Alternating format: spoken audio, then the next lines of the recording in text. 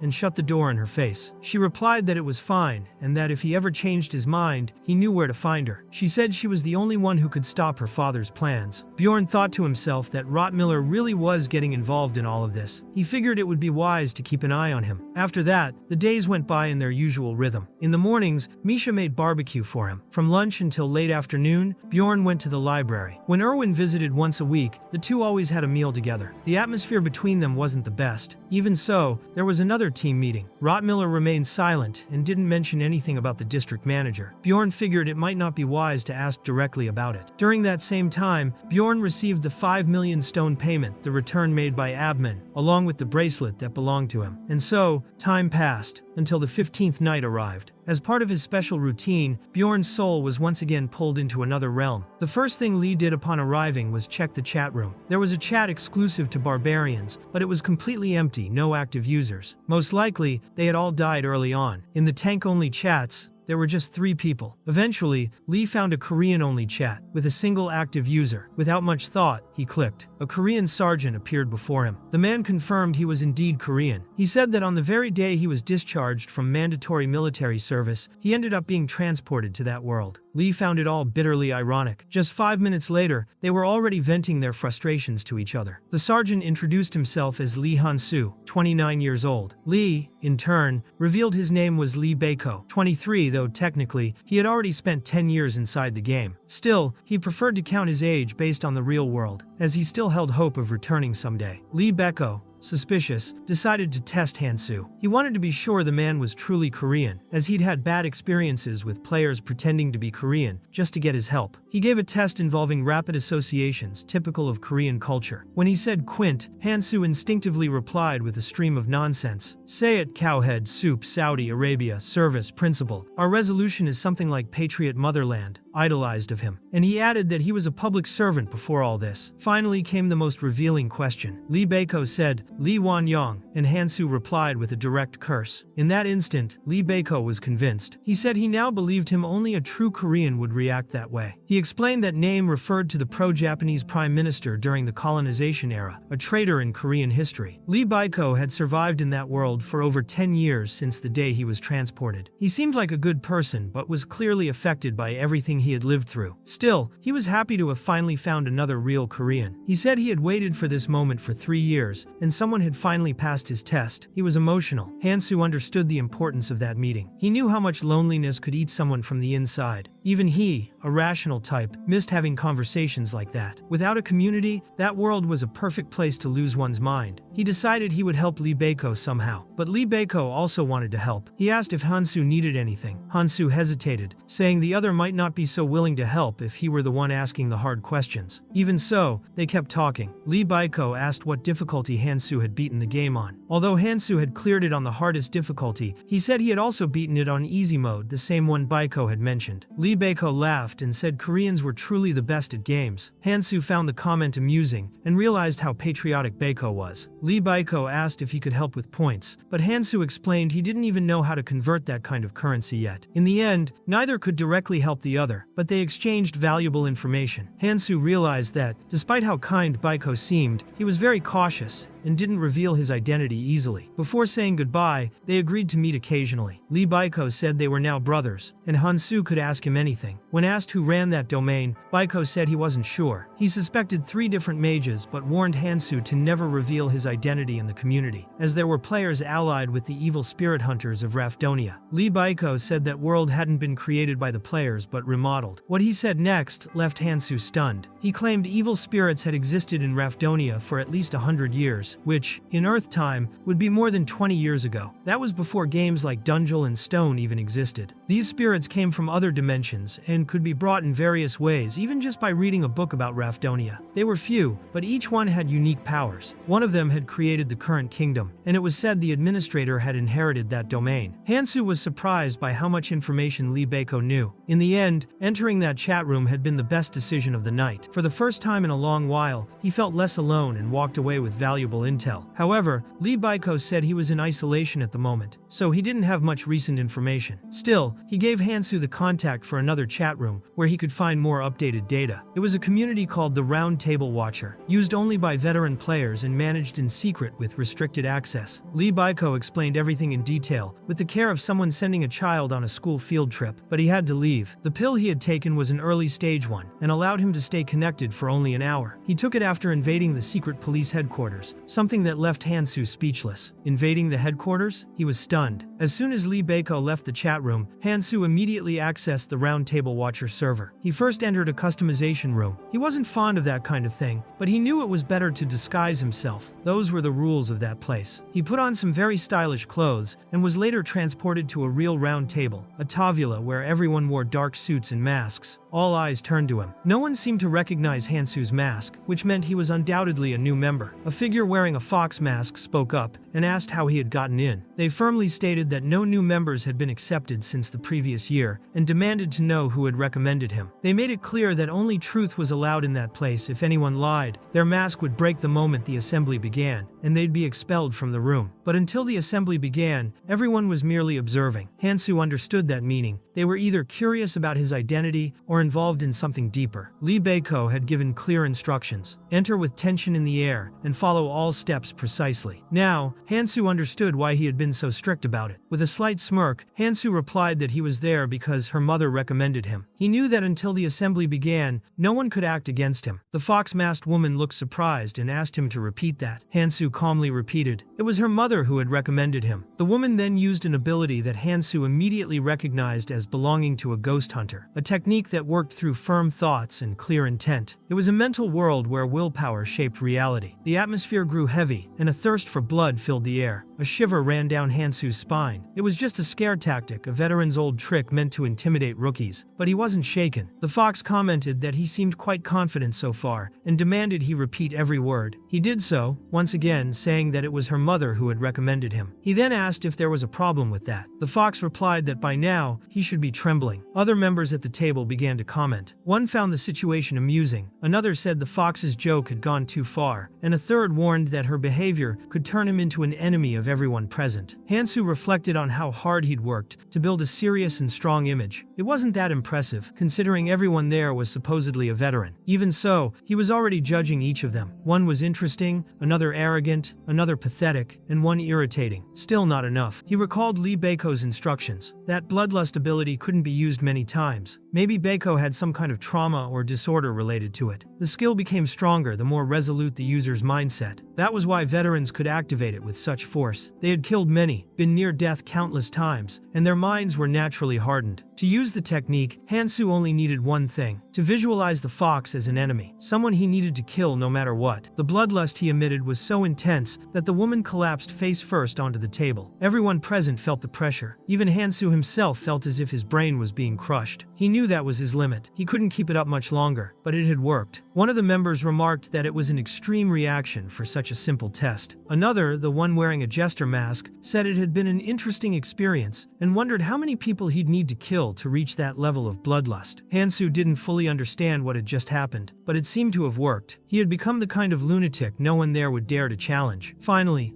the doors closed. The meeting was about to begin. One of the hooded members turned to him, asking if it was his first time wearing the lion mask. He said he had initially thought Hansu might be an old member, given the strength of his bloodlust, but the lion mask had been hanging on the wall since the start. He asked, respectfully, whether it was the master who had invited him a question that, deep down, was meant as a test. Hansu understood that the approach was cautious. That's why first impressions were so important there. He answered with another question, asking what made the man think that. A horned masked man replied that Hansu was a newcomer who had joined exactly 1 year after the master's disappearance. It was natural for everyone to make that connection. The jester said that was why the fox had jumped to conclusions and ended up paying the price. Hansu, however, had no intention of revealing anything about his origin so easily. The jester then requested that the meeting begin. When the assembly finally started, Hansu recalled the rules. They were simple. Members took turns sharing information. If half or more of those present didn't know the information beforehand, the crystal in the center of the table would glow green. However, if the majority already knew it or if the information was false, the crystal would glow red, and the speaker would have to share something else. The first to speak was the jester, who announced that the king of Rafdonia's illness had worsened, but the crystal glowed red. Everyone already knew. Hansu realized there were rumors he wasn't aware of, things that didn't normally circulate in the city where he had grown up. During the meeting, the jester said that the information was more important than it seemed. He said the captain of the Order of the Rose Knights had died the day before. The crystal glowed green, confirming the truth. The jester commented that there would be a bloodbath in the palace. Meanwhile, Hansu wondered who this captain even was. He didn't even know the order existed. The next to share was the fox, who reported that the Jagum clan had successfully completed the hunt for the first floor boss. From that, Hansu deduced that the clan had purchased the info from him, since he had searched for clues in the city without finding any. That confirmed attending the meeting had been a smart choice. Next, the hooded one revealed that if someone possessed the hidden piece on the Silent Fairy Island, about 3 real Afghanis would appear. That was good news for anyone pursuing the essence of that monster. Someone at the table asked what exactly the hidden piece was, but everyone knew explanations were not allowed. Since the question was asked, the crystal glowed red, and the hooded one had to provide another piece of information. He then revealed that the fairies had found traces of the person who had stolen the divine relic, but again, he was too vague. He said that such information was highly classified. Then it was Hansu's turn to speak. He wanted to maintain his image as a mysterious figure, so he chose a piece of information few people knew. He said that if 3 people defeat a half-demon, 1 essence is guaranteed to drop. The crystal glowed green, confirming what he said. Even so, everyone was shocked. They whispered among themselves that they never imagined a rank 3 monster could be defeated that way. For Hansu, it was strange. He thought the 3rd rank half-demon monster was relatively easy to handle. Its difficulty was considered medium to low compared to others of the same level. It was just rare, requiring specific conditions to appear. That's why he chose it as his first piece of information. Right after that, it was the Horned Man's turn to speak. The first round of the meeting came to an end, and the participants began discussing whether to continue with another round or not. The hooded one said he was done for the day. The jester was satisfied as well. The horned one decided to end his participation, and Hansu agreed. However, the other participants were still curious. They wanted to hear more from Hansu. Hansu considered testing someone if only 2 participants remained. He could deliberately share a piece of information just to gauge their reaction. If the crystal glowed green, he'd know he was dealing with a newcomer. Everyone was staring at him, waiting for him to say something before leaving, since he had been the center of attention throughout the meeting. Instead of revealing anything else, he simply asked if that was all they had to offer. Then he stepped away from the table. The fox was still trembling. She commented that his bloodlust was powerful. Even though it hadn't caused lasting damage, she could have gone insane if the pressure had continued any longer. The most terrifying part was that Hansu had stopped exactly when he realized she had reached her limit. The hooded one acknowledged that he had been right about Hansu. Hansu had managed to completely suppress a manifested will in a short amount of time. The horned one brought the earlier topic back up, questioning whether it was truly possible to defeat a half-demon with only 3 people. He said that maybe it could be done on easy mode, but even then,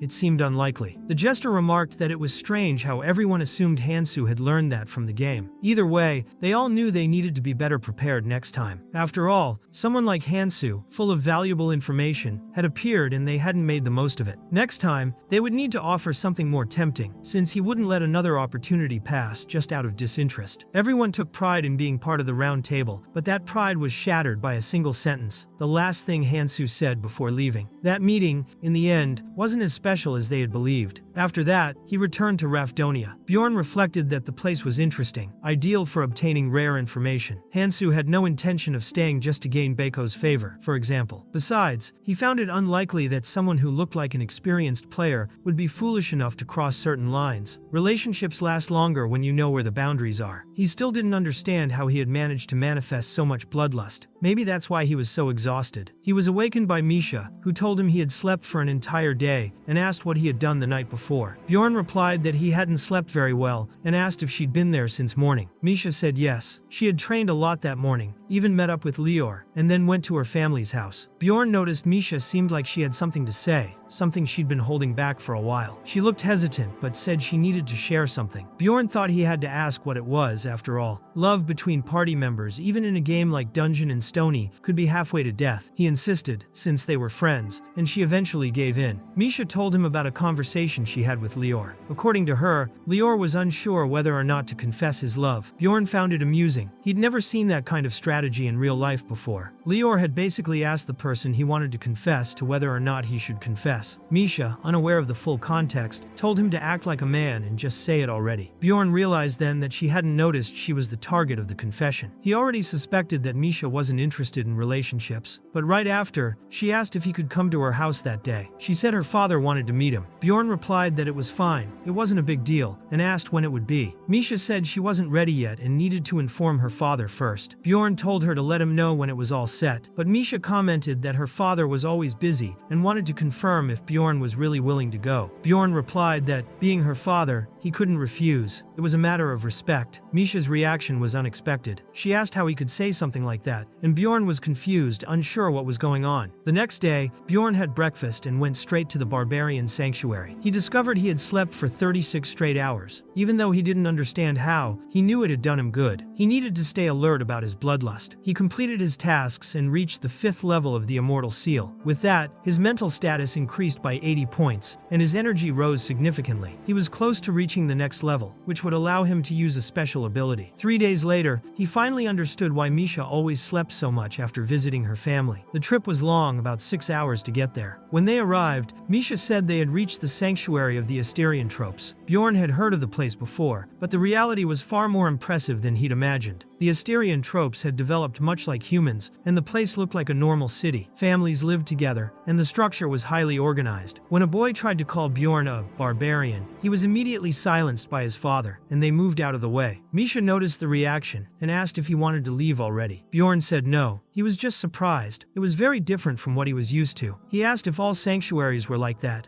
since he'd imagined that Asterian tropes still lived in forests raising animals. Misha explained that used to be the case, but nowadays, the tradition was followed more out of custom than necessity. They finally arrived at her family's house, a huge, luxurious mansion. Bjorn compared it to the tent where his tribe's leader lived, and felt out of place. Misha noticed he was nervous and tried to calm him down. She said her father liked famous people like him. Still, she was more nervous than Bjorn. As she rang the bell, she thought about how not long ago, she believed all her problems would disappear once she made a contract with a spirit beast. Her father quickly asked if she had already told him about Ascadia, the beast she had contracted with. He asked that it be kept secret, at least for now. Even so, he kept looking at his daughter like she was a stranger and spoke coldly. He said he had ordered her to bring the barbarian there someday, and that it wasn't up for discussion. Misha hadn't told Bjorn about it, because even if everyone else found out, he was the one person she didn't want to worry with her problems. That's why she started visiting the Karlstein estate more often, where she felt more at ease. Even with her brothers bothered by her frequent presence and the suspicious looks from the servants, she endured it all. She had learned from Bjorn that running away never solved anything. Meanwhile, her father kept pressuring her to extend the invitation. Misha hadn't expected Bjorn to accept so easily. That made her happy, but also more anxious. She felt that once she crossed those gates, there would be no more hiding. She had no idea what to do. Just before they entered, she told Bjorn that, until that moment, only her father knew about the contract, and she asked him not to get angry, no matter what happened. Bjorn replied that it would depend on the situation, but he promised to try and stay calm. When the gatekeeper opened the doors and asked whether his master's spawn had returned, Misha asked Bjorn not to mind it, but of course he was furious. She pleaded, almost begged for him not to make that threatening smile. She said that smile terrified her. At last, she warned him that her father would soon speak about the contract, and that there was no need for him to react that way. Bjorn wondered how that man still had the nerve to call himself a father. It didn't matter if he had his reasons for staying silent. The fact remained that he let his own daughter suffer alone, and still thought he could just summon Bjorn to a despicable place like that, as if he were some kind of fool. Bjorn felt a terrible sensation even before entering the house, as if he were about to step into a dangerous dungeon. The first thing he did was let out a barbarian roar upon seeing Misha. The gatekeeper, visibly annoyed, asked him to behave with more decorum, but Bjorn questioned if something was wrong with him. Misha urgently asked him to stop. She reminded him that every time he claimed something was wrong with someone's head, he ended up crushing it. She nearly begged him not to do it this time. Bjorn realized she knew him far too well. That bothered him, but he also saw how clearly nervous she was about the whole situation. Bjorn then tried to calm her down, saying she could do whatever she wanted and didn't have to restrain herself so much. Holding everything in would only hurt her, but Misha insisted those people were still her family. Bjorn, without hesitation, asked whether the Karlstein family was more important than her own life. In silence, Misha stepped aside. Bjorn told her to just watch and assured her nothing truly worrying would happen. Then, without hesitation, he flicked and kicked the gatekeeper, launching the man inside the house. All the servants were shocked, and the mansion went on high alert. Soon after, Bjorn spotted the one he called Bastard, Misha's brother, and commented that it had been a while since they'd seen each other. The young man replied that Bjorn was the guest their father had been expecting, but that he would have to explain himself or face the consequences. Bjorn thought about how he'd already saved that ungrateful brat's life once, and yet the man still acted with disrespect. With resolve, he answered that yes, he was the guest of honor, but had been treated like a nobody by the gatekeeper. And worse, the man had insulted Misha, the daughter of the head of the household, despite being just a servant. Bjorn asked if no one else saw the problem with that situation. Misha's brother, however, said it wasn't his business, since it was a family matter. If an insult had really occurred, the gatekeeper would be punished. That should be enough. Bjorn, on the other hand, thought his original plan had been to destroy all those idiots, just to show them that you don't mess with a barbarian. He asked the young man if he was missing a few screws in the head. Misha could see things were about to explode, but Bjorn knew he had to push the boundaries a bit. Another roar from him made everyone around tremble and freeze in place. It was then that Talon Karlstein, the head of the family, appeared and asked what Bjorn was doing. Bjorn, instead of backing off, replied that the real question was why they treated Misha that way. He wanted to know if it was because she hadn't yet formed a spirit contract, even though she was a direct descendant of the family. Talon confirmed that Bjorn knew too much, and for that reason, he should mind his own business. But Bjorn pressed on, asking if, assuming there had been a misunderstanding and Misha actually had made a contract, he would be willing to apologize and accept her back as part of the family. Talon said he highly doubted it, as he considered it impossible for a miracle to happen to someone as weak as her. Bjorn,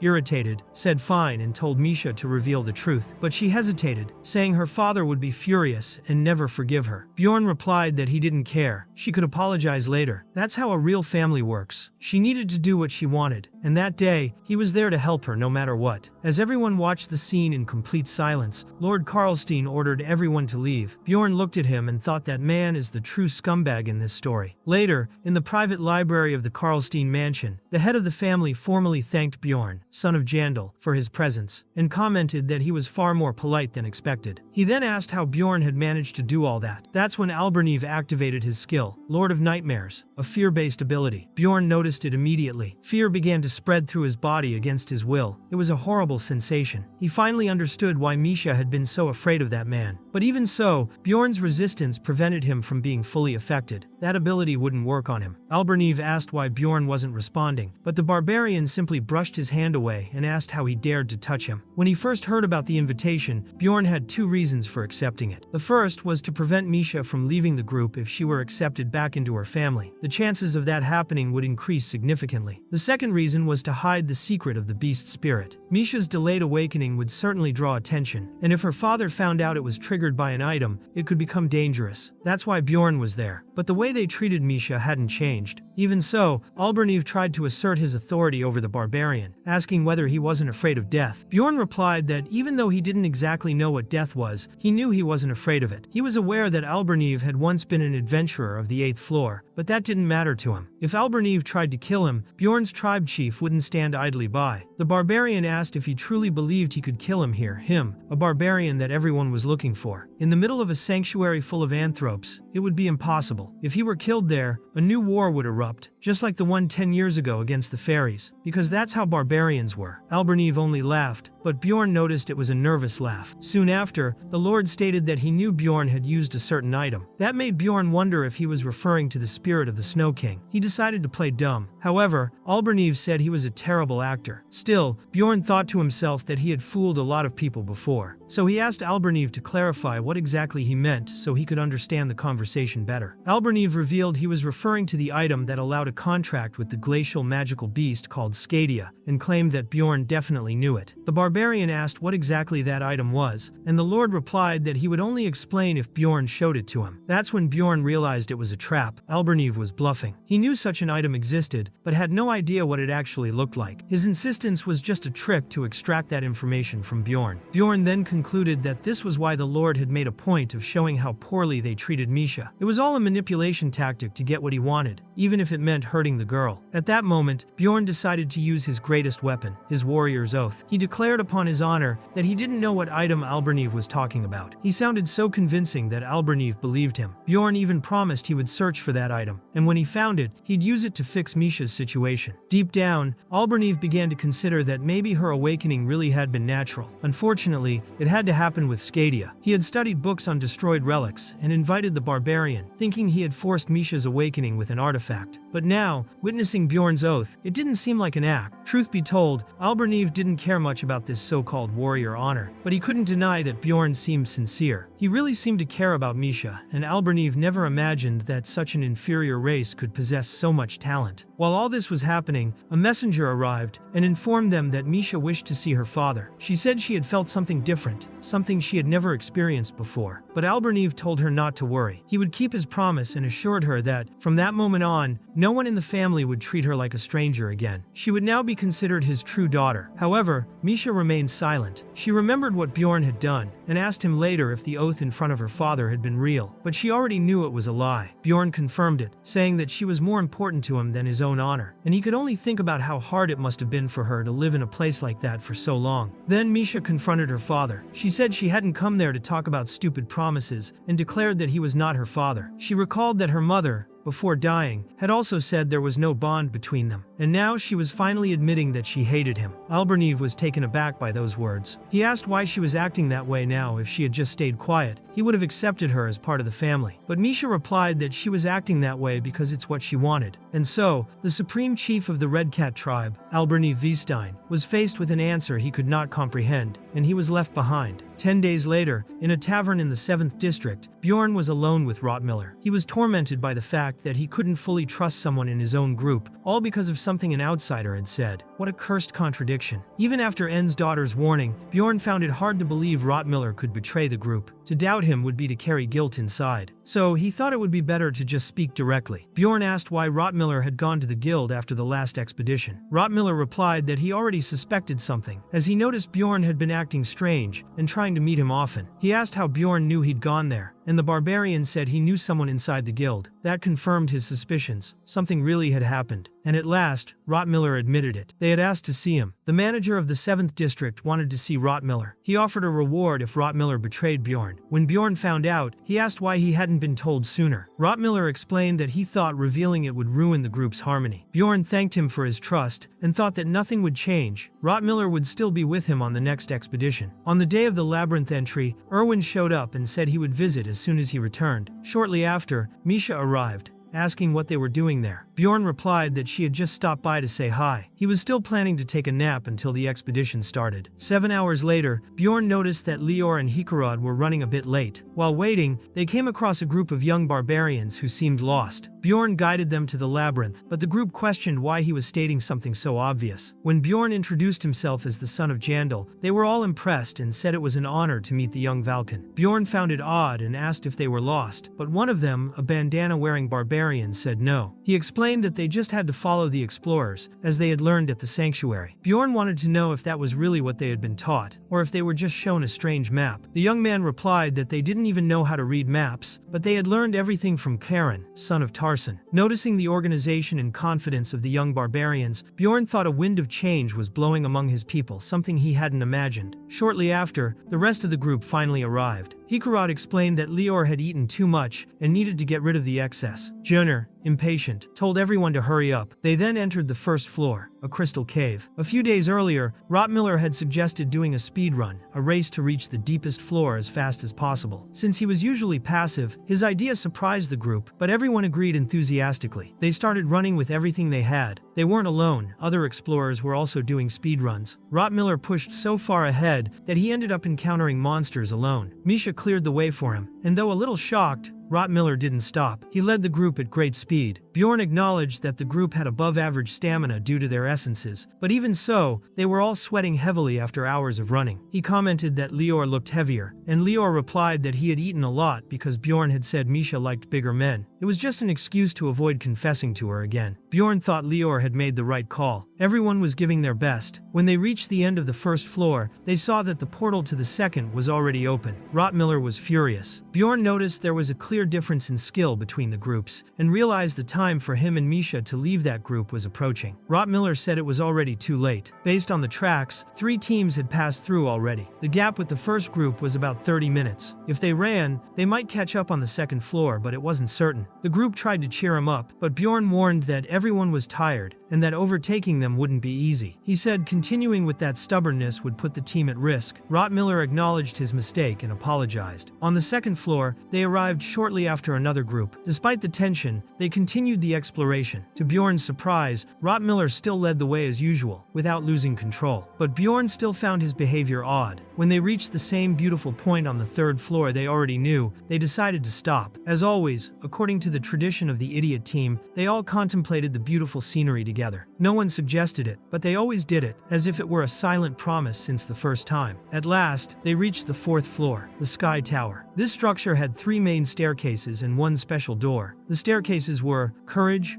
Wisdom, and Endurance. The staircase of Courage allowed one to ascend a floor by defeating all monsters and then waiting for a 4-hour cooldown. The staircase of Wisdom required navigating a maze of traps and monsters, but allowed ascending 5 floors instantly, making it the most popular. The staircase of Endurance was avoided by most, as it involved reliving painful memories, but it offered great rewards such as rare chests, numbered items, or even 6th grade essences. Finally, there was the Door of Destiny, which appeared randomly. On the 19th day of the expedition, early in the morning, Rottmiller announced that he intended to leave the team after that journey. Bjorn asked if it was because of him. Although he found the decision sudden, he wasn't completely surprised. Rottmiller explained that it wasn't Bjorn's fault, but admitted that the area boss was involved. He had made an enticing offer, a position as scout and a spot in a major clan. Even knowing it was a lie, Rottmiller's heart couldn't help but feel excited. That's when he realized it might be time to follow a different path. Bjorn told Rottmiller not to feel so burdened about it, but Rottmiller explained that talented people shine easily. Over the past 8 years, he had been part of many teams and was often left behind when he couldn't keep up. Sometimes he was expelled, other times he left on his own. That's how he had survived as an explorer. But this time was different. He truly cared about everyone there. He wished the journey could last longer, but he knew everything eventually ends. Before Bjorn could say anything, the magical alarm rang, and Rottmiller said it was time for everyone to wake up. Bjorn thought it would be better to finish that conversation once they returned to the city. After completing yet another trial, the group commented on how difficult that monster combination was to deal with. But then they were shocked to see the next options. 3 staircases of destiny. Bjorn had heard of this, but didn't expect it to actually happen. Until then, they had never chosen the staircase of destiny. The chance of it appearing was less than 5% compared to the others, and its unpredictability made most people avoid it. Misha asked if they couldn't just go into any of them. She had already gone through one before, and there were only monsters there. But Bjorn thought that, in her case, it was probably a trial of courage. As with Misha, most people who choose the staircase of destiny still end up facing common trials: courage, wisdom, or endurance. The problem is that there's a 20% chance of encountering completely different trials. In the game, there were 32 total trials, including one that made everyone return to the first floor. Hikurad commented that it would be a waste to just stand around. If they kept hunting, they could earn at least 1.5 million stones. They asked what Bjorn thought about it, and he replied that of course they could go in. 3 staircases of destiny appearing at once could only mean one thing: a special stage. Beyond the 3 doors, there were 3 possible types of fields. The one they entered was the Larkus Labyrinth. There were no immediate enemies inside. Rottmiller observed that he had no information about that place. The labyrinth had a field effect called Guardian of Balance, which balanced all participants' attributes. Lior asked what would happen if they waited there. The labyrinth would close in 4 days. Rottmiller admitted he wasn't sure, maybe it was like a rupture. Misha asked if that meant they would be trapped forever, but Bjorn knew it wouldn't be the same as a rupture. Still, with the group's current strength, he wasn't sure they'd be able to clear it in time. He suggested they check their condition first. Misha said she felt strangely lighter, and Rottmiller mentioned he had more energy too. Lior said his mana had increased a lot. That's when Bjorn realized he had grown weaker. His attributes were being drained, probably because his physical stats were far higher than the others. The Guardian of Balance effect was distributing attributes evenly, making him weaker and the others stronger. Rottmiller remarked that if Bjorn was feeling that, it meant the attributes had indeed been mixed. Bjorn thought that was typical of Rottmiller, the smartest in the group. He suggested they explore the place and try to find an exit. Since it was a place unknown to others, the reward must be high as well. Rottmiller agreed. That was the mindset of a true explorer. Hikurad reminded them they had only 4 days before the labyrinth closed, and Lior said he remembered something. It might be a mechanism left left by the last great sage, Gabrielos's arrangement, also known as the hidden piece. Rottmiller said the theory made sense. With time running out, the final expedition of the idiot team began. Misha commented that something strange seemed about to happen. The silence was too intense. Lior swore to protect her, but she replied that she was the one protecting him, calling him Margot. Rottmiller jumped in, saying they could just agree to protect each other, and Bjorn wondered why they were flirting in the middle of the expedition. Still, Rottmiller wished Lior strength. Then a huge creature appeared before them, a four-horned demonic goat holding a giant staff. It was Bios,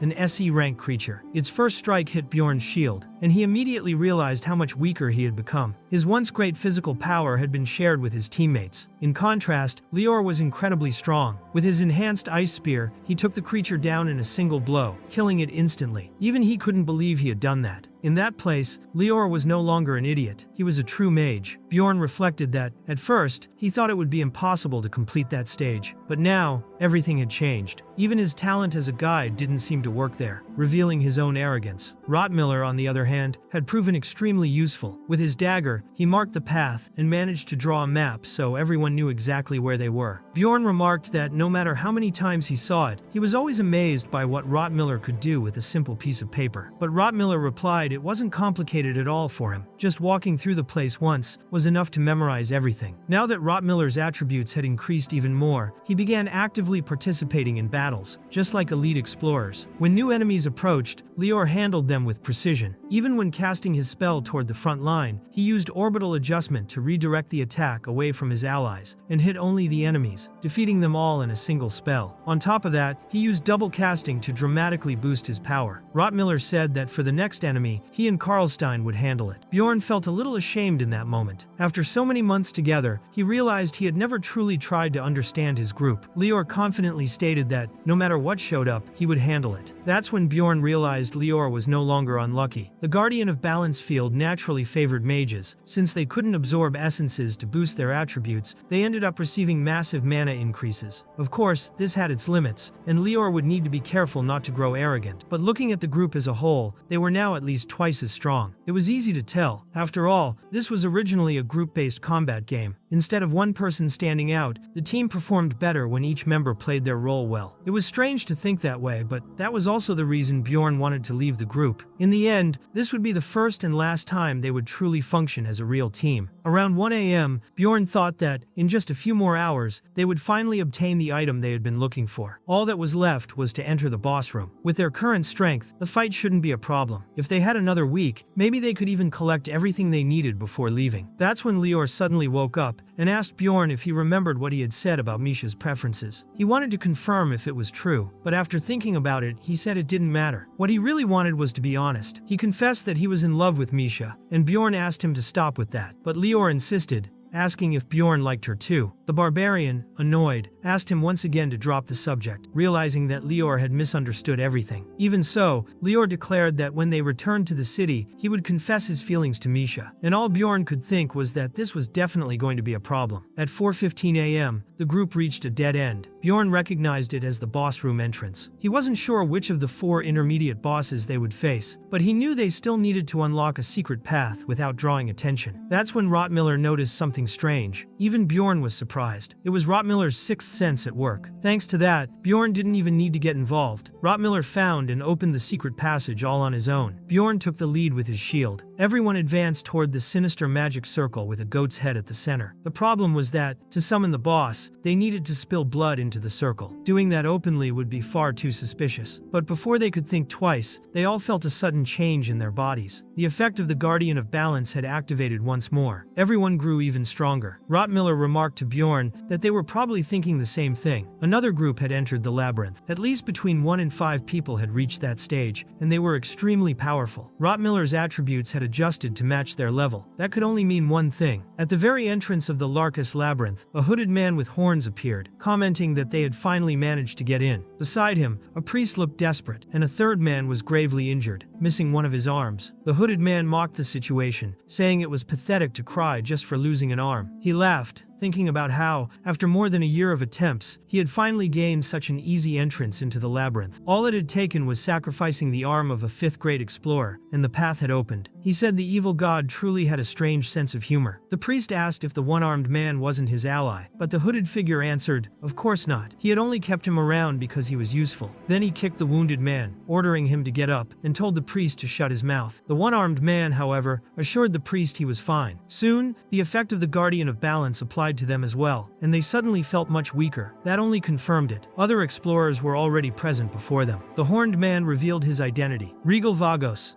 the Dragon Slayer, member of the rebel group Orcules, also known as the Recitus. When Bjorn heard this, he honestly didn't know what to do. Misha commented that they could work together, but Hikurod already imagined the barbarian was thinking they were looters. Lior said that even if they were, they could handle it. After all, power inside this place was balanced, but Rottmiller suggested that, as a precaution, the best choice was to look for an exit and avoid contact with them as much as possible. Bjorn decided to act before debating further. He threw his own blood into the circle, summoning Baphomet, the demon of the labyrinth. He knew this was an intermediate monster of the area. Under normal conditions, they would have to exploit its weaknesses to win, but now they were so empowered that it wouldn't be a problem. They defeated Baphomet in less than a minute, earning 5 experience points and an additional point as a high-rank mutant kill bonus. On top of that, they obtained the full map of the Larkus Labyrinth. Bjorn knew they needed to hurry. He told Hikurod they should move quickly before running into the other group. The dwarf agreed, saying caution was never a bad idea, though he still found everything strange. Bjorn said it was always better to assume the worst. In that last battle, they had been absurdly strong, which could only mean the newly arrived explorers were much more powerful than they were. Despite the balancing field, the grade of essences, unique skills, and equipment still made all the difference. If a fight broke out, defeat was certain. Misha remarked that, to a lion, a rabbit may seem insignificant, but if the rabbit meets the lion, it must run, and that's exactly what they did. They kept running through the labyrinth, but now with a clear objective. To escape and prepare for the worst, they had to defeat the labyrinth's boss first. When they came across a horde of monsters, Lior, with his ice storm, wiped them out easily. Bjorn thought that originally that spell was used in combination with Misha's attacks, but this time Lior handled it alone. After defeating them, Bjorn destroyed the monsters' bodies to clear the way. After hours of running, they finally stopped to rest. Hikurod mentioned they had been running for more than 6 hours, with only short pauses, and asked if Bjorn still felt that strange sensation. Bjorn explained that, after the fight against Baphomet, he had felt something very similar to what he had experienced when they encountered the Lord on the 3rd floor. He asked them to trust him this time. Lior questioned if this wasn't an exaggeration. After all, they were ahead in this place. Even if the other group was hostile, it was unlikely they would meet here, but Bjorn insisted they should keep going. Rottmiller said he couldn't explain it either, but he felt that following this path was the right thing to do. He added that, if he didn't, something bad would happen. And that shocked everyone, because when someone like Rottmiller, with his 6th sense, said something like that, the weight was completely different. Misha said she wanted to get out of there quickly. Lior and Hikurod agreed, and so, even exhausted, they kept running. They ran for another 12 hours, almost without stopping. Finally, they reached their destination. The master of the labyrinth sensed the challenger's presence, and the battle began. It was Larkus,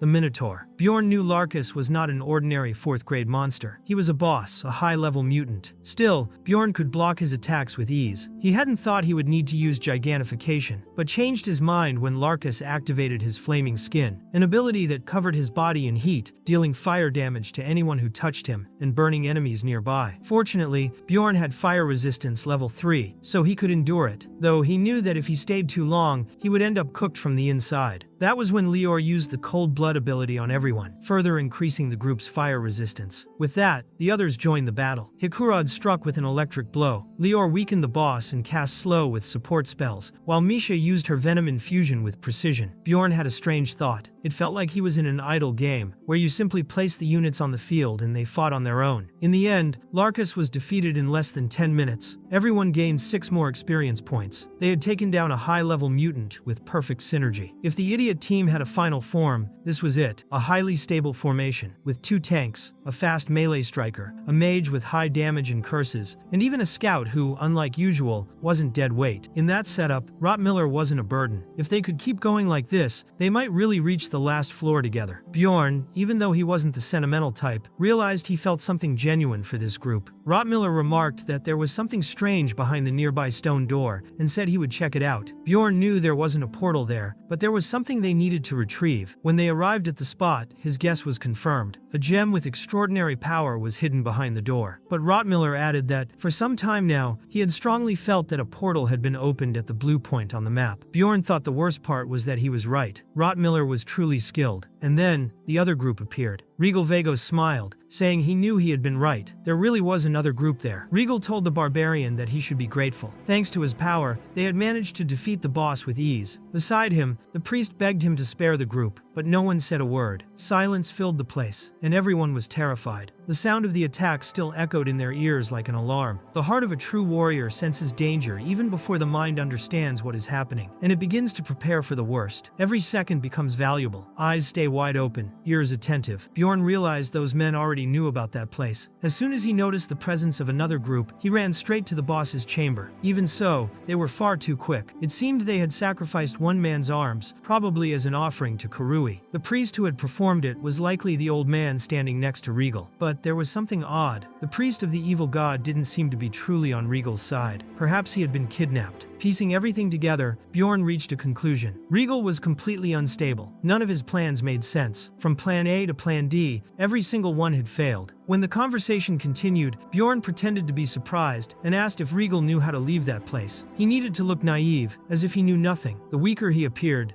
the better. But Regal was more prepared than he had expected. He had a powerful item, a fate tracker. Green indicated a positive event, red a negative one, and yellow a mixture of both. This numbered item was incredibly rare. When Bjorn had seen the yellow glow earlier, he realized there was at least a slim chance of killing Regal. From that moment, he knew Regal would never lower his guard again. Regal asked if he recognized the ring. That was when Hikurad remarked that he was wielding a sword made of arc, a stage 6 metal capable of devouring most numbered items. It was one of the highest grade materials in that world. Bjorn then understood that the enemy before him was at least an explorer of the 8th floor. He had at least 8 essences, all rank 5 or higher. Given that, Regal demanded Bjorn hand over everything he possessed if he wanted to leave alive. Bjorn knew the conversation was going nowhere, so he revealed a large magic crystal. Regal said that if he handed it over, he would let the group live. Misha suggested giving it up, since they didn't even know exactly what it was for. Hikurad agreed, saying it wasn't worth fighting at that moment. But Bjorn trusted none of it. Without warning, he suddenly declared that he was hungry and swallowed the crystal whole. The action was unexpected. The moment he did it, Regal attacked instantly. Even raising his shield to defend, the arc blade pierced right through the material. However, Regal noticed something important. If he pierced Bjorn's body, he would end up shattering the crystal inside him. That was Plan E, the emergency plan, replacing all the previous ones. Bjorn thought that if he had hesitated with the sword, his stomach would have been torn apart and the crystal lost. Ron was incredulous. He said Bjorn was utterly insane and asked what he wanted out of all this. The barbarian replied that Regal had given up faster than he expected. The enemy retorted that he should just say what he wanted right away. Next time, he wouldn't strike at Bjorn, he would strike at the others. Bjorn asked for just one day. He said that way, he wouldn't resort to cowardly methods. Regal found it strange. The warrior wasn't begging for his life. Many had done that before, but Bjorn made it clear that a true warrior never pleads for mercy. When Regal questioned how he could trust him, Bjorn swore on his honor as a warrior. They were exhausted, sleepless for days, but if they were given that time, they would face the enemy head-on. Regal asked if he truly believed he could defeat him. Bjorn knew the odds were slim, but still said he wouldn't give up. Later, the group resumed moving through the labyrinth. They stopped to rest a little, for they were truly worn out. Rottmiller remarked that 3 hours had already passed since the encounter. Since there had been no sign of attack, it seemed Regal was keeping his word. However, he hadn't given them 24 hours, only 12. He said he would warn them in advance before the final attack, but made it clear the same trick wouldn't work twice. Bjorn thought that, if not for the yellow glow of the ring, he might have gained an entire day of peace. But nothing ever went according to plan. What he needed now was to strengthen his resolve. He had to remember all the hopeless past he had already endured, clear his mind of distractions, and engrave a single goal in his heart: to survive. Rottmiller warned that they would soon reach the next point on the map. He had a vague idea of where they were, but wanted to know what the plan would be from there. Lior questioned if they would really fight. since it didn't seem like a good choice. Hikurad remarked that Bjorn had already seen what the enemy could do. His shield had been cut as if it were made of clay. Even so, Bjorn asked if they were willing to trust him and follow him one last time. Hikurad replied that if not for Bjorn, he would have died in the blood-stained castle. For that reason, he would always trust him. Lior added that he believed in Bjorn's heroic destiny. Rottmiller said that when everyone else was paralyzed by fear, Bjorn was the only one who moved. No matter what was said, they were all ready to follow him. But before they pressed on, Rottmiller wanted to make an important remark. He explained that if the enemy carried a sword made of arc and had burned scars on his face, there was a chance he was a dragon slayer. Hikurad asked if those were the cursed ones. Lior wanted to know if he truly belonged to the Orquiles. Bjorn then realized the situation was even more serious. The Orquiles were a group of lunatics who openly declared their goal was to kill kings, but they couldn't be dismissed as mere fanatics. Each member had an enormous bounty on their head, and only 7 had been killed in decades. Every single one of them had already proven their strength to the world. Bjorn asked if Rottmiller knew more about the Dragon Slayers, and he confirmed it. He said he would tell them everything he knew. Regal Vagos was a dragon man. He had killed the leader of his own clan, the Ancient Dragon, and for that he was cursed. He disappeared for 10 years and, when he returned, attacked the elves' sacred land all by himself. Since then, he had begun acting as a member of the Orquiles. The only good news was that his most dangerous ability, the Dragon's Discourse, had been sealed by the curse. His main weapon was the arc rapier, called the Dragon Slayer's Sword. It was known that he possessed 6 essence cores, 3 rank 5, 2 rank 4, and 1 rank 3. He was a swordsman heavily focused on attributes, which left him with virtually no weaknesses. Bjorn thought that it had already been 10 years since Regal first appeared, so it was possible that some things had changed. Still, he knew that essence cores could not be erased. Perhaps Regal was in that labyrinth precisely to compensate for some weakness. Later, they advanced toward the last known point. Bjorn reflected that the enemy was an even greater threat than he had imagined. If not for the Guardian of Balance, his head would have been torn off in the blink of an eye. The mere thought of a direct fight with Regal sent chills down his spine. But the more he thought about it, the more certain he became of one thing. Running away was not the best option. On their path, they ended up encountering the labyrinth demon, Argos, and, as expected, faced the creature without hesitation. After the battle, Argos was defeated. The group received 5 experience points for the victory, and 5 more for the bonus of killing a high-rank mutant. They had already defeated 2 intermediate bosses, which triggered the conditions for the appearance of a new room. They then obtained the Scroll of the Flame of Greed. Bjorn thought it was exactly what they needed and told Rottmiller that they had to find the hidden room. With Rottmiller leading, they began finding at least one secret room every 2 hours, but none of them was the one Bjorn sought. Time passed quickly, and before they realized it, the 12 hours promised were nearly over. That was when Rottmiller located another hidden room, and, upon entering, they saw it was exactly what Bjorn had been looking for. He locked the entrance and told the group they would rest there. He said that if they managed to come out alive, he would explain everything. For now, they simply needed to trust him. The group accepted his decision. No one questioned his choices anymore. But Bjorn already felt a headache just thinking of what excuse he would have to invent later. Saying he had read it in a book probably wouldn't be enough this time. Still, somehow he would manage. Then, he broke the magic crystal that Regal desired so much. The system informed him that he was now under the effect of restricted desire and would be moved to the formative chamber. There, within his subconscious, Bjorn found himself before 3 great doors. He thought that, in the game, he would simply have chosen an option on the screen, but this was reality. The stone served to replace 1 essence. What he had to do was very clear. Restricted desire was an item that replaced any rank 4 essence or lower with another random one of the same level. Opening the right door would make this exchange happen, and Bjorn already knew which essence he would choose. The hero's Dock essence, he could not replace it. Although only rank C, it was part of his final skills. As for the body golem essence, he planned to erase it, but not yet. Later, Bjorn found himself before a difficult choice. From the options left, only one was viable, the vampire essence. Being a boss essence, it came with 3 different abilities, something extremely rare. However, restricted desire had hidden mechanisms. Bjorn did not hesitate in his decision, and upon recognizing the essence as belonging to a guardian, the system responded in an unexpected way. The ranking of the options increased, and he gained access to an essence that, at that moment, belonged to no one else. The Guardian of Balance acknowledged the rarity of that action and offered a new possibility, the Lit Essence. This supernatural monster, usually rank 4, possessed devastating abilities, including the Soul Receptacle, which multiplied active abilities. It also had Spiritual Colossus, a powerful technique with physical drawbacks. It had almost no strength or agility, but its mental attribute was overwhelming. Now, Bjorn faced 2 Guardian Essences. In the game, they existed too, but were extremely rare. Seeing 2 at once was more than luck, it was something that could not be mere coincidence. The third option option was even more surprising. The Ogre, a boss-level monster that acted alone and required an entire expedition to be defeated. It was feared for its absurd physical power. This option represented a leap of 2 entire ranks. It wasn't just luck. It showed that the system still held secrets Bjorn did not fully understand. Without hesitation, Bjorn absorbed the Ogre essence. By doing so, he gained 140 strength points, 140 magic resistance, 40 physical resistance, 10 inches all resistances, plus 40 natural regeneration. In return, he lost 20 points in perception. 4 hours later, he reflected that the Ogre essence granted attributes and abilities any tank would dream of. But even so, it would not become part of his final set of skills. Not because it was bad, but for practical reasons. It was an extremely difficult essence to obtain. Even if he managed to capture it again, the drop rate was low, and there was still the uncertainty of the correct type among 7 possible variations. In short, building a complete setup with the Ogre essence was almost impossible. If the goal was defense, the Steel Titan was a more efficient choice. In the end, it all came down to preference, focusing on damage or becoming a perfect tank. In the game, most players chose the tank path. Creating an efficient damage dealer required much more investment, but it seemed the most logical decision, and Bjorn was right. As a result of his choice, he unlocked the original version of the Abyss Portal, something no one had ever done before. Even so, he recognized that, overall, the Ogre option was the better one. He felt a bit dazed. The gamble had yielded more than he expected. He had no idea that sacrificing a Guardian-level essence would cause all of this. In any case, his survival rate had increased greatly. Rottmiller interrupted Bjorn's thoughts, warning that something was approaching. And, as expected, it was Regal, who appeared asking if they were all still alive. In that instant, he felt part of his strength return. He thought someone must have died. Bjorn realized that, for his plan to work, the priest of Karui had to protect the central portal. Meanwhile, the one-armed man who had been sacrificed earlier remained in critical condition. Regal then declared that if they were all still alive, they must have obtained a new essence. Bjorn figured that Regal, after consuming a rank 3 essence, had felt an immense surge of power, and thus noticed that something had changed. Regal asked if he had kept his promise. He said it was now time to hand over the gem. Bjorn mockingly replied that he had been playing with the stone out of boredom,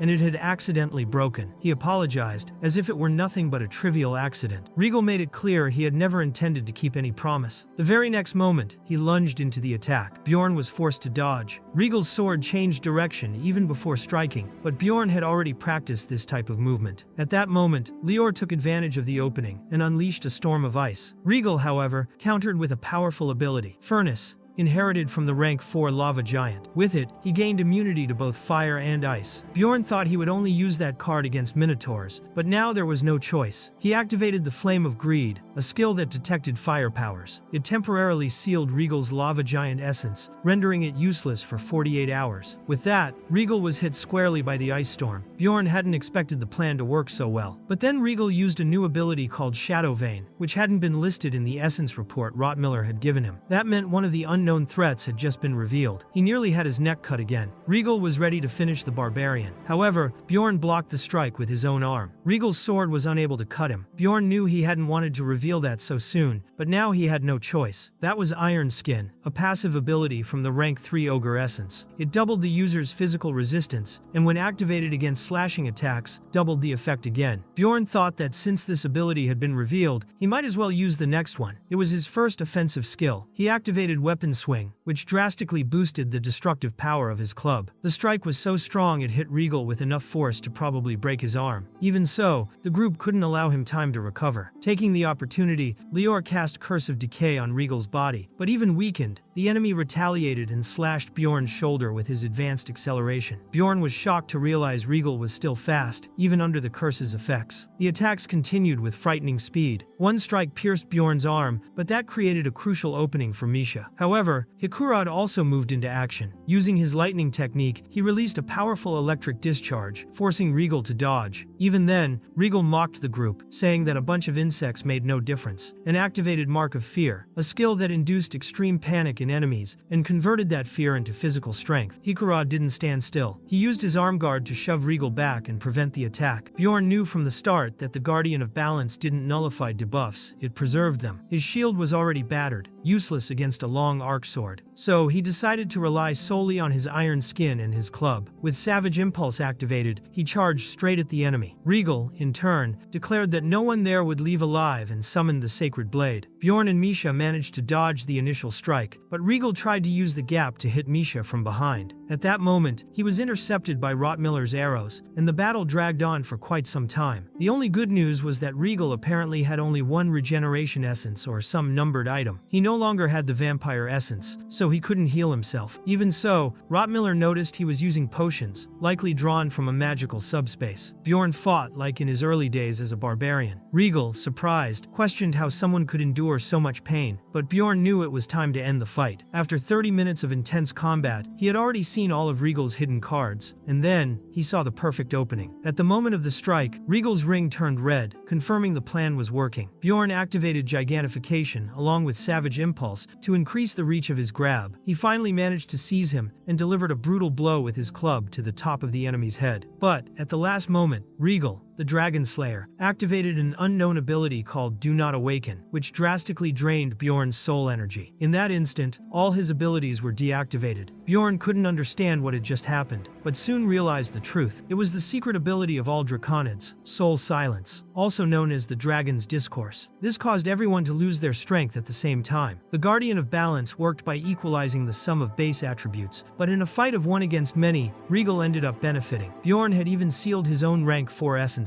Not even the arc sword was cutting as before. That was because Regal had been saving his finishing move for the right moment. Even an 8th floor explorer like Regal should have fallen there. But now, Bjorn was in despair. The system informed him that he had entered soul exhaustion, and all his attributes, as well as those of the entire group, were reduced by 70%. Bjorn forgot that despair can strike anyone, at any time. He had been a frail child, always sick, with a rare condition. He had already lost someone dear in a sudden accident, and had seen his foster home burn in flames. His mother, who had promised to stay with him, vanished without a trace. All of it could happen suddenly, without warning, just like now. The plan had failed, and Bjorn knew he would soon pay the price. Regal had to put away his sword, saying he couldn't wield it for much longer, and remarked to Bjorn that he had no idea how much time had passed there. Then, he drove a direct kick into Bjorn's stomach. Soon after, it was Misha's turn to fall. Not even Rottmiller's arrows had any effect anymore. The difference in power was now overwhelming. Even so, Bjorn's mind kept working, piecing clues together. He realized Regal wasn't in perfect condition either. He could no longer wield Ark's sword, and though he still had healing potions in his subspace, he didn't seem able to endure the pain for much longer. Still, his state was far better than Bjorn's group, who were completely exhausted. That was when Bjorn remembered something important. Mages do not use soul energy. This meant Lior was still in full condition. Gathering all his strength, he hurled his ice spear at the enemy. But before that, the priest in the group also recalled something. The man's name was Heder Ludwig, a highly respected high priest of the Church of Leetless. He had been forced to become a servant of an evil god because of the Dragon Slayer. Since entering the labyrinth of Larkus, Heder had wished that no one would be harmed, but, unfortunately, Bjorn's group was there. At that moment, the priest recalled the scene he most regretted in his entire life. If he hadn't given in to evil on the day his grandson was captured by Regal, perhaps many lives wouldn't have been lost to despair. Perhaps, too, that man would never have come this far. Heder couldn't do anything about it. Even if he could go back in time, he knew he would make the same choice. The evil god accused him of hypocrisy, saying all the despair caused was his fault and that the suffering would never be forgiven. Meanwhile, Lior did everything he could to protect Misha. It was then that he noticed something strange. Everyone was weakened except him. He quickly concluded he had to act urgently to ensure both their survival. So, he cast his ice spear. Regal, however, declared that the mage would be the first to die. When he tried to break through the front line to strike him, Lior remembered a past conversation in the orphanage with a veteran barbarian who was an explorer. Back then, the man had told him that if he was truly grateful, he should never become an explorer. As a child, Lior promised he never would. The sound of Bjorn's voice brought him back to reality, ordering him to fire the spell immediately. The new ice spear was deflected by Regal, who didn't expect it to change direction, grazing him. Bjorn then asked about Misha's condition, and Rottmiller replied that she had some broken ribs, but had already taken a potion and regained consciousness. consciousness. Determined, Lior promised to protect her this time. He remembered another conversation with the same barbarian at the orphanage, when he had asked if he would ever grow strong enough to protect precious people. The veteran had told him not to worry, for surely he would become someone great. During the battle, Bjorn was pierced by Regal, but he used his active recovery skill. Still, he couldn't stop him from advancing against the rear. Hikurad tried to hold him back, but was easily knocked down. Rotmiller, even as Regal's sword ran through him, managed to store the weapon inside his subspace, leaving the enemy unarmed. Regal was then forced to dodge yet another ice spell cast by Lior. Misha, now recovered, stood up and tried to attack again, but was knocked down once more. Bjorn also stood, reassuming his position on the front line. Hikurad, watching, asked if Bjorn was really betting everything on that situation. To him, aside from some curses, that mage only gave chills and wasn't worth defending. Hikurad's words reminded Lior of what his old master had told him. He was a self-proclaimed mage, not even recognized by his own group. Regal, the Dragon Slayer, mocked the situation, saying the mage had already given up and that the barbarian, more than anyone, knew everything was lost. But Lior thought differently. He felt his entire life, the 25 years he had lived so far, had been built so he could meet that group. He couldn't give up. His companions were still fighting. He recalled yet another conversation with his master, when the old mage told him he was shining and asked if he cared so much for his comrades. Lior replied that yes, he did, but that he was also beginning to enjoy magic. On that day, he asked for a tip on killing a troll. His master gave him an answer but warned him never to use it, only to keep it in mind. Now, on the battlefield, Lior used everything at once: thought acceleration, mana amplification, heart stimulation, cognitive expansion, sensory enhancement, neural precognition, mana concentration, and blood resonance. While Bjorn held Regal at the front line, Lior thought that combination had no official name, but if he were to name it, he'd call it Awakening. The next spell cast was Tehran's Shell. Countless ice needles pierced Regal's body. He tried to shield himself, but was struck from all sides. Even so, he managed to protect his vital areas. Bjorn was stunned to see Regal block the entire spell. Lior apologized for taking so long to decide and said that now Bjorn should take care of the others, especially Rotmiller. They would deal with Regal and talk later. When Bjorn looked at Lior, he felt there was something strange about his condition. Regal, in turn, asked if Bjorn knew what that mage had just done. Lior replied he had no time for talk. He would not allow the enemy to buy time, and so he conjured a massive ice spear toward Regal. The enemy was forced to draw Ark's sword again, despite the pain, to split the spear in half. Bjorn knew Ark had the power to counter magic, and Lior hadn't expected that. Before Regal could get close, the mage countered with an ice storm. Bjorn understood. That fight would not be easy. His whole life had been marked by hardship. Now, all he needed to do was protect the mage and act as his shield. When Regal advanced again, he declared he was tired of that man. He tried to cut the barbarian's neck, but his own sword bent back against his body, as if rejecting him. He was forced to grab another weapon from his subspace. Bjorn thought the sword had been rejecting him ever since he used the Draconic Discourse. While Bjorn bought time, Lior unleashed even more curses upon Regal's body. Bjorn believed that, at least for the moment, they had the upper hand. Yet something felt strange. He finally realized that Lior's magic time was limited, and the only explanation was that Regal had done something. That confirmed Bjorn's suspicions. Without hesitation, Bjorn told Lior to unleash the ice storm immediately, not to worry about him. As both stood within the freezing storm, Bjorn asked Regal how he endured the cold. The two clashed in the midst of the cutting ice, both gravely wounded, spitting blood with each impact. It was Bjorn, with his club, who landed the decisive blow. But at that exact instant, Regal's second heart was activated. That second heart was a numbered, consumable item, triggered automatically when the user received lethal damage. Once activated, it created a thick shell around the body, protecting it until the heart was restored. Bjorn then realized Regal had a hidden card, a rare recovery item. But the greater problem now was Lior, who was bleeding from his eyes, nose, mouth, and ears. In the fight for survival, the key was making rational choices, deciding what to sacrifice and what to protect. The chances of survival increased, the colder and more logical the analysis. This time, however, Bjorn failed. The best choice would have been to use the entire high-grade potion on Rotmiller, ensuring his survival. Once awake, Rotmiller could draw more potions from his storage and heal the rest of the group. But seeing Lior's condition, Bjorn hesitated. Without thinking twice, he split the high-grade potion between the two, half for Lior, half for Rotmiller. He wanted to save everyone, but that impulsive choice could just as well doom them all. Both were on the verge of death. Fortunately, soon after, the soul exhaustion consuming them dissipated. Everyone could breathe a sigh of relief. When Lior regained consciousness, his first question was about the enemy. They wanted him to stay quiet, but Bjorn answered that Regal wasn't dead, though they had managed to overcome that stage. The rest would come later. Misha begged him to hold on a little longer. Hikurad said that once Rottmiller woke, they would use another potion. Yet Lior explained his state wasn't something a simple potion could cure. He felt it was time to give his last message. Bjorn gripped his hand tightly, promising to pass his words to Rottmiller. Then Lior said he wanted to share something with them both. He spoke of his mother, who loved the sea even though she had never seen it. She admired the vast unknown and dreamed of witnessing it just once in her life. As a child, Lior hadn't understood that desire, but as he grew, he finally did. The sea could not be possessed by anyone, and perhaps that was precisely why people longed for it so much. There were things in the world like that, things that shone brightly, precisely because they could not be understood or owned. For Lior, those things were his group, his cherished companions. He thanked them for everything they had lived together. As Bjorn and Misha wept, Bjorn told him that Lior had been a mage and comrade greater than any other, that he had made the noblest choice of all, and that he was honored to have fought by his side. Hearing this, Lior felt overwhelmed yet relieved. A warrior like Bjorn, a living legend, had said he was honored to fight alongside him. He, who barely considered himself a true mage, was now part of someone's story. He had no regrets. This was how it should feel. But then, why was he so frustrated, so angry, so useless? Perhaps that was death, a process that erased everything from a person, preventing them from witnessing the next chapters of others' stories. And that was sad. Bjorn asked if Lior wanted to say anything more, if he wanted to let go. Misha, desperate, begged him not to die. Lior looked at Bjorn and said he was slow to understand certain things, asking him not to ignore them anymore. At that moment, Regal's second heart shell began to stir again. Exhausted, Lior asked if they could really win. Bjorn assured him they would. He would get them all out alive. Thus, Lior, the mage of that group, died a heroic death after protecting those he loved most. Inside the shell, Regal could still hear everything. Even with eyes closed and ears sealed, it was impossible not to sense the despair in those voices. At first, it all seemed like torture, futile resistance that only brought pain. But over time, Regal wondered, why didn't they give up? The outcome seemed inevitable. It was false hope. Yet they carried on, and that made him think. In the end, he had to use the second heart. By luck, Bjorn's strike had not been to his head, or he would have died instantly. He recalled a woman once telling him that he only acted when he clearly saw the necessity, even if victory was required. And now, he saw himself in the same situation. He hadn't been determined enough in that fight. Meanwhile, Bjorn thought there was no paradise for those who fled, but neither was there paradise for those who kept fighting. Nothing had changed. He needed to kill Regal there, while he still had the aid of the Guardian of Balance. If they didn't finish it now, they would die to him in the future. Bjorn ordered Hikurad to prepare for battle, while Regal challenged him directly. He was already wielding Ark's sword, determined to end everything. Hikurad, still emotionally shaken, was driven by rage, but Bjorn warned him to stay calm and take the shield. He said that if they continued like this, he would die just as Lior had. Heeding the order, Hikurad used emergency restoration on Bjorn's shield, giving him some extra protection. Misha was already on her feet, and Rottmiller was struggling to recover despite great difficulty. It was now or never. They had to end that battle. Everyone gave their all. It was brutal, one of the wildest fights they had ever faced. Bjorn grabbed Regal's neck and unleashed his flesh explosion technique. But the enemy before them was no ordinary foe. He was the Dragon Slayer, someone with a history of defeating legendary creatures. His next strike hit Bjorn, but was intercepted by Hikurad, whose hand was severed by Ark's blade. Even wounded, Hikurad's effort gave Misha the opening she needed to strike Regal, and her blow created the chance for Bjorn to finish the enemy. It was the climax. With only 20% of his life left, Bjorn activated the hero's path, strengthening all his attributes. Even so, Regal remained standing, convinced that victory would still be his. At the decisive moment, he tried to use the sacred blade to kill Bjorn once and for all, but he was interrupted by Heder, who appeared, declaring that the answer to everything was simple: courage. Heder had been moved by the courage of that group. Even as a man who had lost his own courage, he found light upon witnessing theirs. For that reason, he chose to fight. He called upon Leetless, and even under the dominion of the evil god, he offered his body as a sacrifice. The god mocked him, saying not even Heder's grandson would be saved. But Heder replied that it did not matter. He had learned from Lior that anyone could be noble, at any time, if they so willed. Regal, trying to maintain control, used soul absorption to order Heder to heal him. But Heder rejected the command, and as a consequence, he lost both his arms, surrendering them to the evil god. Even so, he begged for strength to kill Regal. The god answered that it was impossible. Bjorn, hearing that voice, suspected it was Karui himself. Heder,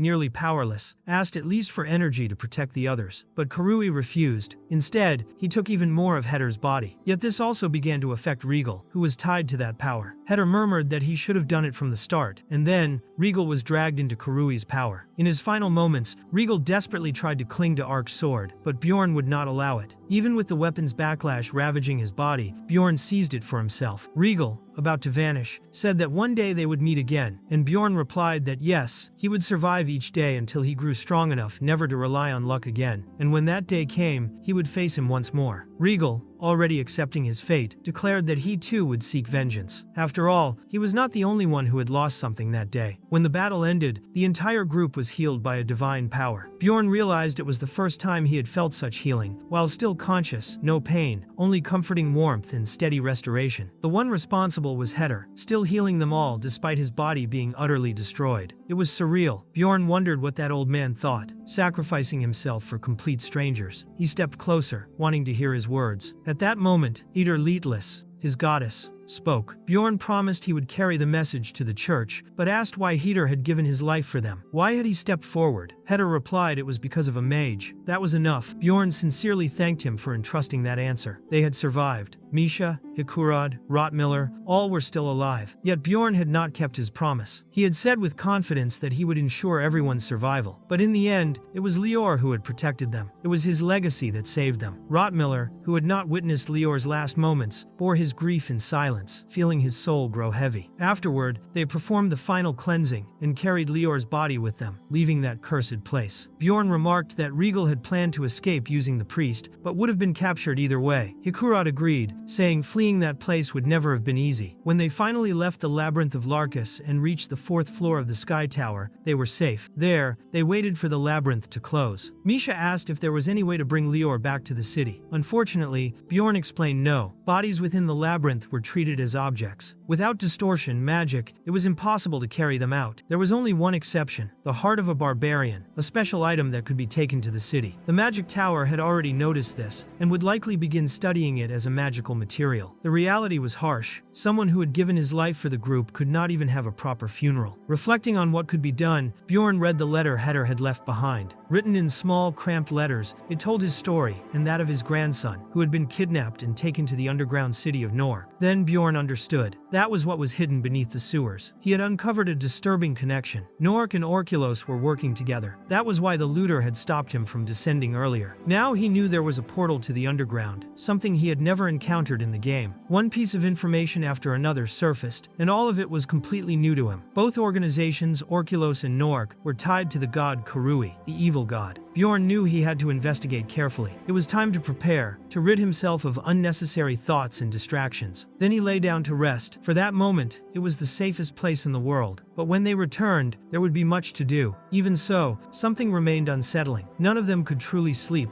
even after 2 intense days of battle. When the labyrinth finally closed, they returned to RFD Dawn. The first task was simple and clear. Exchange the mana stones. Then, they gathered at the nearest guild branch to officially report Lior's death. 1 minute to fill the form, 2 minutes to review. The entire life of a man had been reduced to just 3 minutes. It showed how trivialized death had become near the labyrinth. The guild attendant remarked that the deceased had fine companions. With that, they left their silent mourning behind and walked out of the guild. The group then proceeded to the Church of Lias, where they were received by Sir Paul. He knew Bjorn was there on behalf of High Priest Ludwig, who had disappeared years before. However, he asked for some evidence. It was a highly sensitive matter for the church and therefore demanded caution. He also mentioned a promised reward, but Bjorn, curious, asked how much they were offering. Hikurad grew visibly uncomfortable and said that even for him, this was too much. Bjorn apologized, admitting he had spoken without thinking. To resolve it, he handed over the letter Heder had left. When Sir Paul read its contents, he was shocked. He said that if that information were true, it was something extremely serious. The group was then led to a place normally reserved only for church members, the chapel on the 2nd floor. Rottmiller grew visibly nervous just being there, and showed reverence as a follower of the Church of Leetless. Before them stood the great archbishop, a figure equivalent to the Pope in Catholicism, accompanied by the 3 knight commanders of the Sacred Order and the highest priests of the church. But there was also a child in that hall. Bjorn did not know who the child was, but he assumed they were important. He simply introduced himself politely. Rottmiller looked at him in disbelief, but Bjorn just thought he was acting as a barbarian would. he was doing the best he could. The great archbishop commented that High Priest Ludwig had been an extremely valuable person to the church and deeply thanked them for delivering the letter. He asked how they had managed to obtain it. That was when Bjorn explained the entire story, from the events in the labyrinth of Larkus to Hitter's final moment. He also handed over what was left of Ludwig's keepsake. The archbishop said that, although it was not exactly what they had been seeking, it could still bring some comfort. Bjorn, in turn, thought that of course it wouldn't be a relic. If there had been anything valuable with the old priest, the damned dragon slayer would surely have taken it already. Priest Greyhard then began the bureaucratic process. The official reward would be 70 million. The entire group was shocked by the amount. Even Bjorn, despite being a barbarian, thought that maybe it was time to start praying to Lias. But that was not the most important matter. He wanted to know what they would do from now on. Would they plan to avenge the high priest? Now, everyone was involved in this story. The great archbishop answered that he could not give an immediate response. At that moment, the child radiated a strong divine energy. They told Bjorn not to worry. The bishops recognized it as a divine revelation, a prophecy. Bjorn then realized the child was a saint. As a symbol of the prophecy, he received a relic, a ring capable of blocking up to 3 times the cursed fates. Bjorn asked if it would work against the dragon slayer, and the saint confirmed it. He said the goddess herself declared that the ring would only prevent fates tied to that enemy. When the 3 strands of the ring broke, Bjorn would need to be ready to face his destiny. He was in disbelief. It was not as if he were a hero sent to defeat a demon king and save the world. His companions were confused as well. They asked if he really had been born to be a hero. Even Rottmiller questioned how a barbarian could have been chosen by the goddess of humans. Bjorn thought that he himself had many questions. Soon after, the saint fell asleep, perhaps due to the effort required to release that prophecy. The meeting ended, and later, in the reception room, Sir Paul admitted that he also had no idea what had just happened. Bjorn asked if such prophecies were not usually directed at his own race. Paul confirmed they were. He said it was only the 3rd time in the history of the Church of Lias that such a prophecy had occurred. Bjorn wanted to know what had happened to the other 2 barbarians. Paul explained that, according to records, they had been branded heretics and exiled from their tribes. Then Bjorn understood why the archbishop had requested absolute silence. For barbarians, the core of their strength was spiritual recording. Revelations like that could change everything or destroy everything. Perhaps Bjorn would indeed be expelled from his tribe. That might be the day he lost everything, the moment he became an outcast, a barbarian rejected by his own people. His character would be seen as trash. But Sir Paul assured him that, at least on the church's side, there would be no problem. The information would not leak. The group also promised to keep the secret. Bjorn trusted Misha and Rottmiller. But when it came to Hikurad, his doubts were greater. Even so, the dwarf declared that from that moment on, he would stop drinking. Bjorn thought they never should have come together in the first place. On the other hand, perhaps it was a relief. Not having to meet Hikurad again so soon would be great. But the true problem was the ring. No one knew how long it would take for all the strands to break. Bjorn decided to prepare as if it would happen soon. He set a mental deadline, between 6 months and a year. But Misha interrupted, revealing that one part of the ring had already broken. The condition of the star's blessing had been fulfilled. That meant the time was even shorter than he had imagined. Meanwhile, on the walls of the underground fortress of Noark, Regal Vagos lay collapsed on the ground, badly wounded. Amelia, upon seeing him, asked why he was there instead of at the plaza. She thought he had sacrificed that old man and the explorer, but was surprised by his condition. Regal's right arm was burned, his left shoulder dislocated, and he was bleeding all over his body. To Amelia, he was the most despicable member of the Orculos, and perhaps the only one she truly wished dead. Even so, she hesitated. She questioned herself whether she should help him. Regal mentioned the contract, and Amelia answered sarcastically, asking if even the little puppies knew of its existence. Long ago, she had made a pact with the Lord of Nork. She could not kill anyone within the underground city. The contract was engraved on her body, impossible to break. But according to her, not saving and not killing were very different things. She took Regal's ring and promised to keep it safe. She wanted to see him die, and for that reason decided to stay there. However, a patrol approached, and she was forced to retreat. She told herself that the Dragon Slayer was really very lucky. She knew he would remember everything and tell the Lord, so she made a decision. She shoved a blessing of Latosa into his mouth, a drug that erased all memories of the last week. Amelia knew he would now believe that everything that had happened took place inside the labyrinth. The drug was valuable, but the effect was worth it. Even so, she still wondered who, after all, had left Regal in that state. Meanwhile, Bjorn tried not to panic. The most important thing now was knowing when the last strand of the ring would break. At that moment, Erwin appeared to visit him. She only wanted to talk, to have a simple chat. but Bjorn, exhausted, asked to leave the conversation for another day. She left hurt. The next morning, everyone was summoned to the Explorers Guild of District 7. Early on, they received unexpected news. They had been named heirs of Lior. He had once said that he would donate everything to the orphanage where he had been raised. However, his will had been updated. Everything had been prepared for the worst. Lior, that brilliant man full of hope, had foreseen his own end. Along with other possessions, the group also inherited Lior's old house. When they left the guild, they looked like soldiers returning from a lost war. Later, they went to collect the payment from the Church of Leetless, but Bjorn stayed behind. He had a specific matter to address. He placed the arc sword on the table and asked if they knew what it was. Sir Paul confirmed. It was the Dragon Slayer's sword. Bjorn remarked that he wasn't surprised. It rejected him whenever he tried to wield it. He wanted to know if it was because of some curse and asked Paul to remove it. But the priest explained that it wasn't exactly an ordinary curse. The true name of the sword was Dragon's Blade. Since ancient times, only the draconic people could wield it. It was a legacy of the primordial dragons. It only came to be called Dragon Slayer after Regal killed a primordial dragon and stole it. However, that act had consequences. Paul explained that slayers could not wield the sword properly because of the curse of the dragon itself, cast at the moment of its death. That was why Regal had become an imperfect draconian. His scales, essential to his race, had been burned away. Even his heart was transformed, becoming more like that of a human. He had betrayed the entire draconic race just to obtain the sword, and in the end, he never managed to fully master it. Bjorn then understood that the cursed one was not the sword, but Regal himself. When he asked what should be done with the weapon, Paul suggested returning it to the draconic people. He said that, by doing so, Bjorn would receive a great reward. Bjorn thanked him for the advice. Paul replied that there was no need to thank him. After all, Bjorn was now a benefactor of the order, and he added that, if he ever needed help again, he only had to return. With the matter settled, Bjorn went straight to the tavern, where his companions were waiting. Everyone was drowned in a funeral-like atmosphere, consumed by grief. Bjorn, like the others, silently mourned the death of Lior. He drank a few cups in silence, honoring his friend's memory. Afterward, he walked Misha home. When they arrived, he finally gathered the courage to ask if, by chance, she liked him as a man. That question arose because he still remembered Lior's last words, when he had called him slow for not noticing what was right in front of him, and advised him not to ignore it anymore. Misha confirmed that yes, she did like him, and asked if he had always known. Meanwhile, elsewhere, Erwin felt that something was wrong. Wittenberg asked her if she had done anything wrong to her the night before, and Erwin denied it, though visibly shaken. Wittenberg then said she could investigate it for her, asking only that she remain calm. Back to Bjorn and Misha's conversation, he admitted to himself that he had never been sure of her feelings. He used that uncertainty as an excuse to avoid dealing with the situation. Deep down, he knew that Misha had never directly confessed, and maybe, if she had, he would have felt obliged to make a clear decision. Now, however, she had asked what he thought of all that. Bjorn knew his answer was already decided. He remembered what Lior had said about being a coward, waiting for others to reveal the truth without showing who you truly are. So he admitted that he only saw Misha as a very precious friend. Misha, visibly hurt, asked if it was because she wasn't good enough. Bjorn denied it, saying that wasn't the reason. He explained that it was the same with everyone, because no one knew when they might die. He himself had gone through the coming-of-age ceremony less than a year ago, and since then, he had lived with that constant thought. Misha then said that survival was the most important thing, wasn't it? And he replied that when emotions are involved, it's hard to make logical decisions. That was why he preferred that she see him only as a friend. But Misha refused. She asked why she should do that. She said she hadn't even planned to confess her feelings that day and began lightly hitting him, over and over, until nightfall. In the end, she said she was already happy with what they had, and asked him not to say such things again, that he didn't need to take that away from her. And, just to tease, she said she wouldn't cook for him the next day. The next morning, however, she showed up with a huge pot of stew. Bjorn, surprised, wondered if it was some kind of revenge. Was it poisoned? Misha simply told him to eat it all. Knowing he had been harsh with her the night before, Bjorn obeyed and ate it all without even breathing. Then he commented that it was great and asked what they would do now. Misha answered that they didn't need to bring the subject up again, that he shouldn't overthink it. She said he should just keep doing his barbarian's work without dwelling on feelings. She claimed she was simply doing what she wanted. Bjorn knew she must have reflected on it alone during the night and come to that conclusion. He acknowledged that Misha was more mature than him. Soon after, the two went out to meet Rottmiller and Hikarad. They went to the Central Administrative Agency because Hikarad had decided to buy the house Lior had left behind. When they arrived, they learned that the value of the house was 24 million stones. Considering the auction prices, they decided that each of the three would contribute 5 million stones to help with the purchase. Hikura then said that now they would go out drinking, and revealed the true reason for buying the house. He was going to stop being an explorer. His new plan was to become a blacksmith and open a forge. He had used the labyrinth as a way to escape reality, since he felt he had no talent, but now he no longer wanted to live regretting his decisions. That change was, in a way, also a way of honoring Lior. Besides, he had been motivated by his friends. Rotmiller then told Hikura not to feel so bad, because he too was thinking of leaving the group after that last expedition. He felt he wasn't good enough to continue down that path. Hikura replied that he believed Rotmiller could achieve any goal he set for himself, because he was a very determined man. Bjorn commented that he and Misha would form a new group and reach even greater heights. Hikura had already imagined they would say that, and teased that Misha would struggle to keep up, but she replied that it would end up being a kind of karma. They all toasted together to health, to achievements, and to the graduation of the outcasts group. By the end of the night, Hikurad was already unconscious from drinking too much. Misha was the next to pass out, and Bjorn thought that even their last night of drinking had been very typical of the group, very much their style. A little later, Rotmiller approached Bjorn and said he had an important question. He wanted to know if, by any chance, he was an evil spirit. Bjorn was offended and replied that Rotmiller must have a good reason to insult him like that. But Rotmiller explained that he only asked because he knew his friend too well. He said that Bjorn wasn't the type to care about honor or oaths, and that he was patient enough not to be ruled by his own emotions. Bjorn said he felt bad being accused that way, especially by a friend. But Rotmiller simply concluded by saying that Bjorn was someone very special, a barbarian who read books, who was not guided by impulses, who placed benefit above honor, who knew things a first-year explorer should not know, and, on top of that, who had received a divine revelation. Rotmiller admitted he would never have believed it if he hadn't seen it with his own eyes. But it was precisely because of this that Rotmiller thought Bjorn was not an evil spirit. In all the books he had read, evil spirits were depicted as entities that viewed the people of this world as mere puppets. But Bjorn was not like that. He cared about others, felt pain, carried guilt and hesitation. And, remembering this, Bjorn also thought it was true. Zensia had been exactly that way, the opposite of him. Rotmiller remarked that, beyond everything, the goddess of the stars had given him a prophecy. Faced with that, there was no way to doubt. He was not an evil spirit. Rotmiller admitted he had been too narrow-minded and had judged him through the eyes of a criminal. But now he realized he had been wrong. Even so, Bjorn thought that, deep down, Rotmiller was right about some things. He really was an incredible guy. Rotmiller commented that there were people more loved by the gods than others, and history called such people heroes. Bjorn disagreed, thinking that was an exaggeration, but Rotmiller insisted, saying he did believe he was a hero. He also wanted to give him a warning and a piece of advice. As wise as Bjorn was, he was still inexperienced in this kind of situation. He needed to hide,